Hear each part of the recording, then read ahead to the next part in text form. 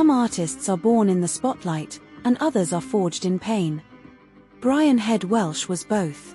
A founding guitarist of Korn, the band that screamed the silent agony of a generation, but behind the distortion and dreadlocks was a man silently unraveling. This isn't just a story of addiction and rebellion. It's about a father, a vision, and the long road home.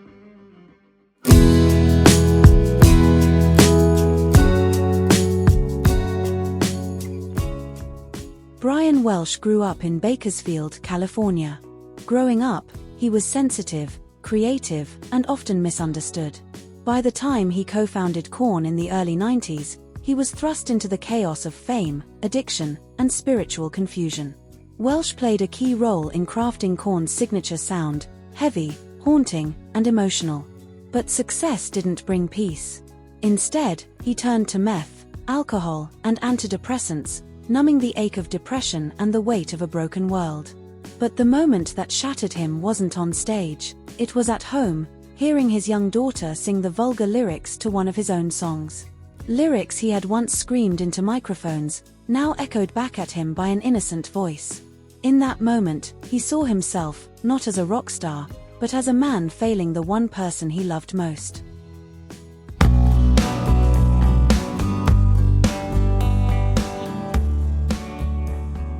In 2005, Welch made a radical decision. He walked away from the band, from millions of fans, and from the fame. What followed was not a retreat, but a rebirth. He describes having a supernatural experience, a moment of divine intervention that changed everything. He says he felt the presence of God, a power so strong that it broke chains he thought would never fall. It wasn't church. It wasn't religion. It was raw, personal, and deeply real. That same year, Welch was baptized in the Jordan River, symbolizing a fresh start. Welch has stated that his supernatural encounter and the decision to surrender his life to God led to his sobriety.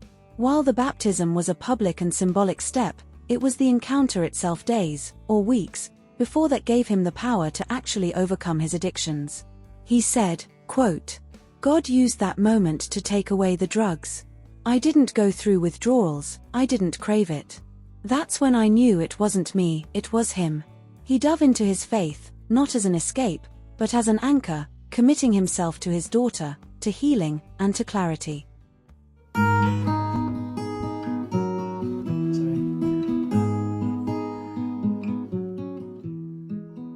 Years passed. Welch wrote books, toured solo, and shared his story with honesty and grit.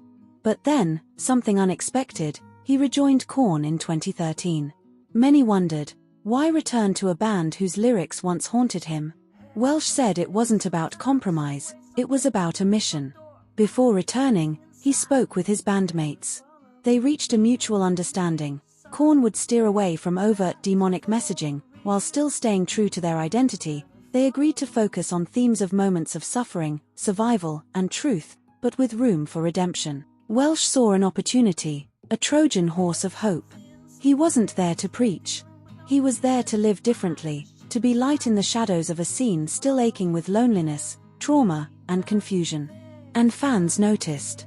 Many began to reach out, and not just for autographs, but for guidance, comfort, and connection.